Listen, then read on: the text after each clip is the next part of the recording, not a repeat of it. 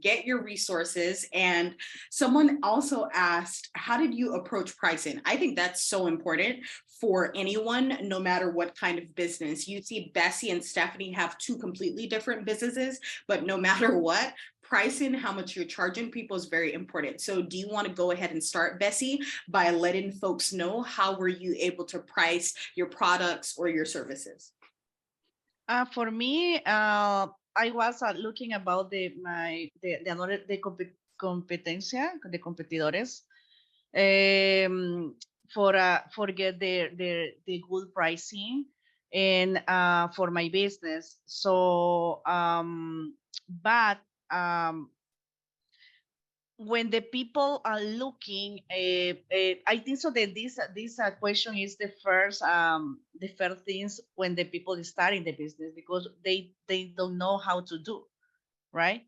But for me, just going to the competition and see all the opportunity, if you can to put the best pricing, and you can to do. So for me, it was always get the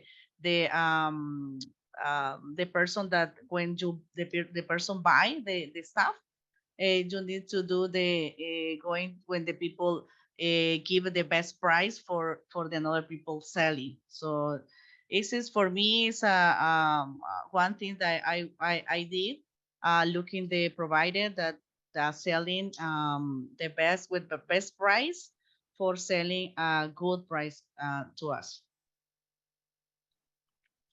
So look at some of your competition, right? To be able to see what their pricing is, and then be able to make a very competitive offer to your clientele, depending on their needs.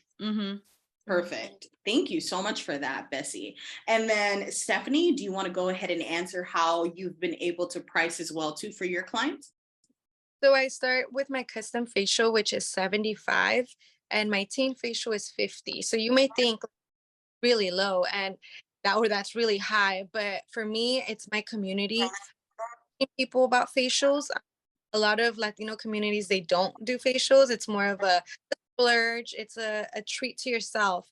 And I wanted to keep it at a good level where it's a help to your face. I'm going to show you what I can do and how I can get your skin to feel better. A lot of people have blackheads and they just shove everything they can on their nose and they damage their skin. Well, if you go to an esthetician, we can get the blackheads out using chemicals, using tools. Like that's what our job is.